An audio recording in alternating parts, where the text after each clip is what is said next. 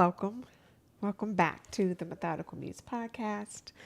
I am, of course, the Methodical Muse, Christine Curtis, and I hope you all are well.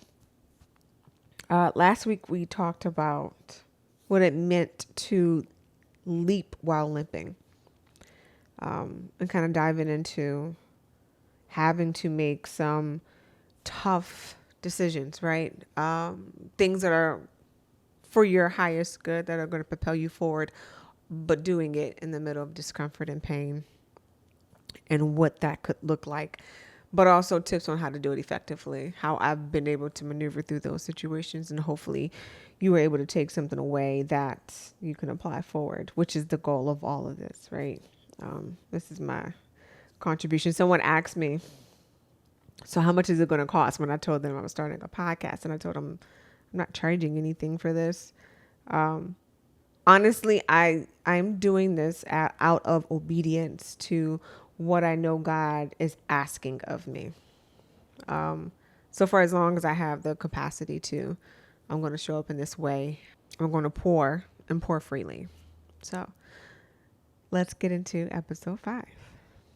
And this is called When Grace Meets Grind. So there's a version of me that used to move through life very hard, like it owed me something back. And if it hurt, I needed injustice, right? If someone caused the hurt, I needed closure, and usually looked very rough, very raw kind of closure. And if it felt unfair, if life felt unfair, I needed answers. Like right now, right here, right now. But over time, I learned that sometimes grace and grind show up at the same table. Grace reminds you not to lose yourself, while grind reminds you not to stop. See, I used to think that forgiveness made me look weak. And that was until I realized that grace is what keeps the grind from turning me bitter.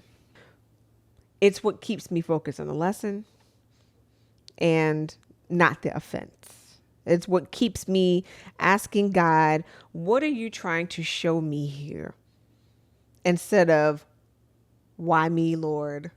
Why they do me like that? Why am I always in this position? And that's where the conversation lives, right?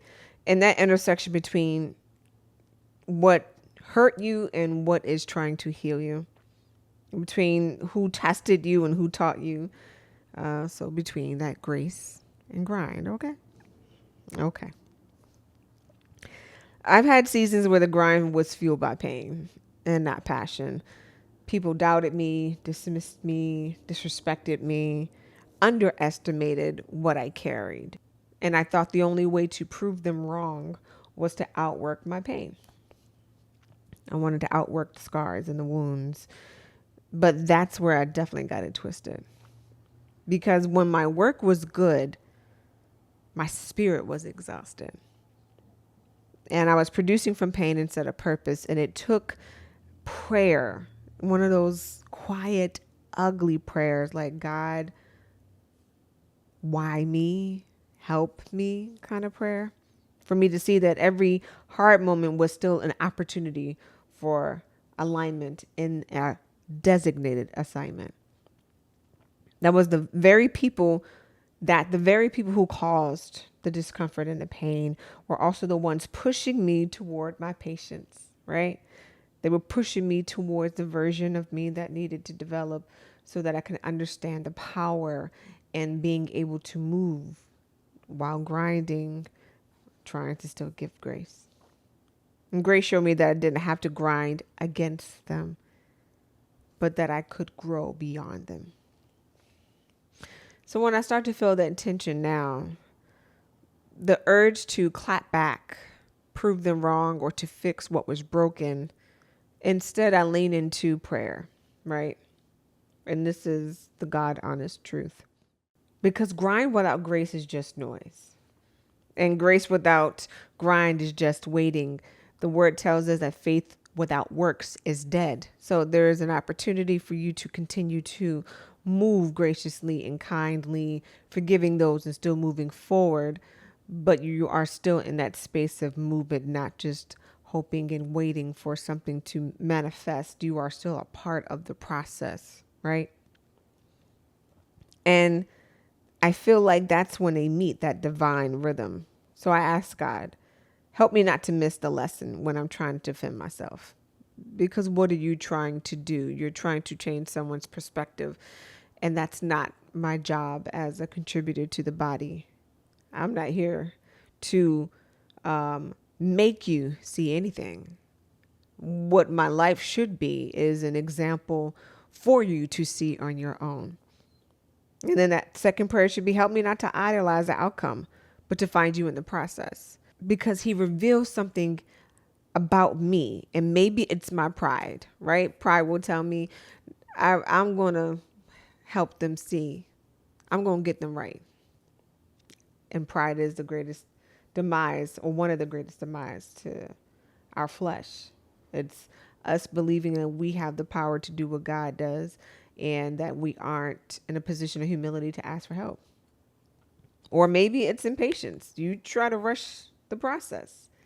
You want what you want when you want it. So instead of allowing God to work on their hearts, you decide that it's going to be by your hands that things are going to shift. Or maybe it's a need for control, right? But whatever it is, he uses the discomfort to develop the discipline. And it's in that discipline that we really find God's desires. Because when I'm doing the work, I'm letting him lead. And I've learned that resistance always isn't rejection. So sometimes it's refinement, right? When things get hard, I don't immediately go to ask for why anymore. Granted, I'm human. Still have this human experience. I'm still in this human body. I am not without flaws or things that I still have to work on. But it's not my knee-jerk reaction anymore. Instead, I ask, what is this teaching me? What lesson do you want me to absorb from this? What are you trying to prune in me so that I can become what it is that you need? Because if God allowed it, he intends to grow something through it. So now when I feel the sting, the betrayal, the delay, the discomfort, the doubt, it's fuel. I consume it in such a way that I use it as motivation to discover myself deeper in Christ, deeper in God. And I allow it to mold me for the better, not for the bitter. And if you're in a season where everything feels like a fight, you're grinding to just stay afloat, I need you to remember that grace isn't the opposite of grind. It's the balance where the two collide. So you don't have to fight people. You just have to follow your purpose. You don't have to prove your value. You just have to protect your peace. Let the grace refine you and your grind, not define or restrict your capabilities and impose limits on you. I pray that as you continue to grow in this thing, in this life, that grace becomes your anchor while you grind, while you pursue the things of God, while you develop, and while you allow God to give you the rest as you grind. So live in grace and lead with love. And this is the most effective way that we can continue to show what it means to have the love of God and be examples of the love of God as we're continuing to do and pursue. So, if nothing else, stay methodical. Don't forget that you're magic. And remember that the only thing that lasts are the beautiful lessons. I'll see you next week.